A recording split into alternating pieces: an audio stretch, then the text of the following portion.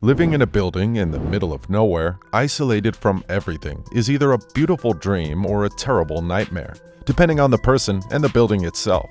Whatever type you may be, you have to appreciate these extremely isolated buildings for their unique opportunities. The views, for one, are sometimes breathtaking. Plus, these are also great zombie-proof shelters from where you can watch the world go down in style. Bishop Rock Lighthouse, United Kingdom. Bishop Rock Lighthouse is located in the westernmost part of the Isles of Scilly in the Atlantic Ocean, about 28 miles off the southwest coast of Cornwall. The rocks around the Isles of Scilly caused the wreck of many ships over the years, including the loss of Sir Cloudesley Shovel's squadron of the British fleet in 1707, in which 2,000 men died. The elder brethren of the Trinity House decided that the lighting of the Scilly Isles, which at that time consisted of only the old St. Agnes Lighthouse, was inadequate, and resolved to build a lighthouse on the most westerly danger, the Bishop Rock. Work began in 1882 and was completed in 1887 under the supervision of William Tregarthen Douglas. A new hyperradial biform optic was installed with 2 lamps and lens arrays, one above the other, a hyperradial being the largest size of lighthouse optic. The building no longer has housekeepers and the fog signal has been discontinued. It is considered among the most deserted buildings in the world. Svalbard Global Seed Vault, Norway. Located 130 meters inside a mountain in Norway, the Svalbard Global Seed Vault was built to store and preserve as many different varieties of crop species as possible. The project was part of a worldwide initiative to protect global biodiversity. It was built deep inside the mountain as a measure against natural man-made disasters. This structure is also known as the Doomsday Seed Vault. Norway's government funded the construction of the vault. Hundreds of thousands of seed types can be found within, and the collection is always growing. Kotzky Pillar, Imereti, Georgia. The Kotzky Pillar is located in Imereti in western Georgia. It's a natural limestone monolith approximately 40 meters high, with a church situated right on top of it. The structure measures 150 square meters across and has become a local landmark. The whole structure is known in the region as the Pillar of Life and being shrouded in mystery and legend. Studies have shown that the church dates back to the 9th or 10th century. Halley V Research Station, Antarctica.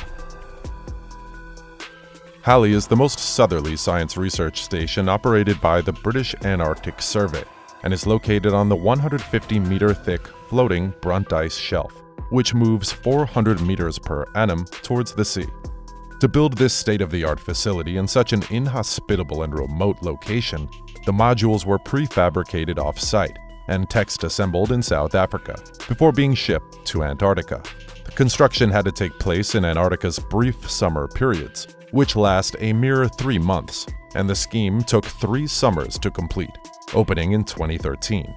The laboratory facilities inside this 8-pod structure are state-of-the-art and act as homes for brilliant scientists from around the world. This research station provides important information about ozone depletion, polar atmospheric chemistry, sea level rise, climate change impacts, and even space weather insights. Meteora Monasteries, Thessaly, Greece. In central Greece, there's a gorgeous rock formation called Meteora, which features one of the most remote and most beautiful complexes of monasteries in the world. There are 6 monasteries built on natural pillars and hill-like boulders. Access to these remote monasteries was and continues to be difficult. Until the 1920s, this was done via ladders or large nets, after which steps were cut into the rocks and a bridge linked to the nearby plateau was built. Given Meteora's cultural significance and popularity, there are visitors all year round. Between December and March, the weather is cold and wet, while the months in between July and October attract the largest crowds and peak season rates. Therefore, the best time to visit Meteora is in May or June in order to benefit from smaller crowds, pleasant weather, and off-season rates. Before proceeding, please take a moment to subscribe to the channel and also click on the notification bell for updates when more videos come in. Tash Rabat, Kyrgyzstan. Tash Rabad is one of Kyrgyzstan's rare historical treasures. It is the only building of its kind on the territory of Kyrgyzstan. It has an almost square shape, and the sides are 33.7 and 35.7 meters. From the inside, there is a long corridor, along which there are rooms going in different directions. The corridor leads to the central hall, where small holes are cut in the ceiling, letting the daylight in. All other rooms are immersed in darkness. In one of the rooms, there are 2 zindans, depressions in the ground for prisoners, in the corner, barely noticeable, and one of them is deeper than the other, which means one prisoner could only sit, and in the second one they could only stand. The facade of the building is traditionally directed to the east. It has a portal with a classical arch and corner towers which are literally intended for the sentinel guard. The roof of Tash Rabad is crowned with 20 small and 1 large domes. This historical monument is located at an altitude of more than 3,000 meters, among the high impregnable mountains of the Tian Shan. Some say that Tash Rabad was built as a caravanserai so that tired travelers passing through the heavy mountain passes along the roads of the Great Silk Road could rest, warm up, and spend the night, continuing their way in the early morning from Kashgar to the shores of Lake Issyk Kul or to the Fergana Valley. According to another version, Tash Rabad was a monastery and served as a home for Nestorian monks. However, there is written evidence that this fortress was built by Muhammad Khan, one of the rulers of Mogulistan, the Turkic-Mongolian state, formed after the collapse of the empire of Genghis Khan. Sphinx Observatory, Switzerland. Called the Sphinx Observatory after the rocky summit on which it is located, this high-altitude observatory is one of the world's highest observatories at 3,571 meters above sea level.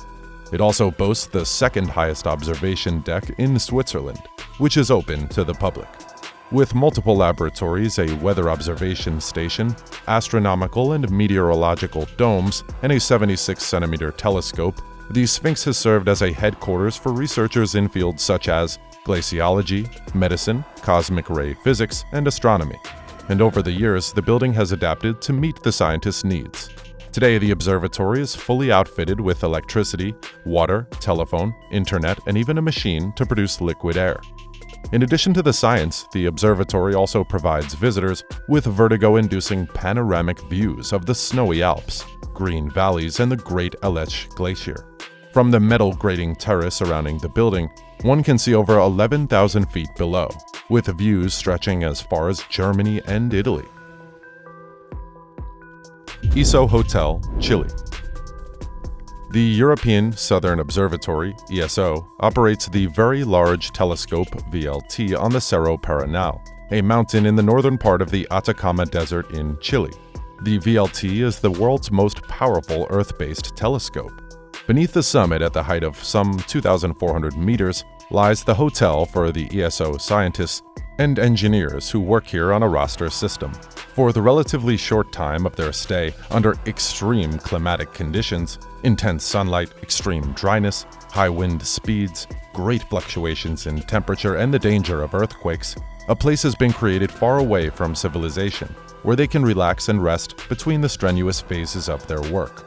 Reminiscent of an oasis, it provides 120 hotel rooms, a canteen, and lounge areas, as well as a swimming pool, fitness center, and library. The hotel complex fits snugly into an existing depression in the ground, acting as an artificial support wall. It does nothing to impede the breathtaking view over the horizon out to the Pacific Ocean. This emphasis on reflecting nature sets the hotel in direct and deliberate contrast to the high-tech telescope complex atop Cerro Paranal's summit. A single element of the hotel's structure is visible above the horizon, a slightly raised dome comprising a steel skeleton that measures 35 meters in diameter. It rises above the central lounge area and becomes a formal counterpart to the telescope's enormous concave mirrors.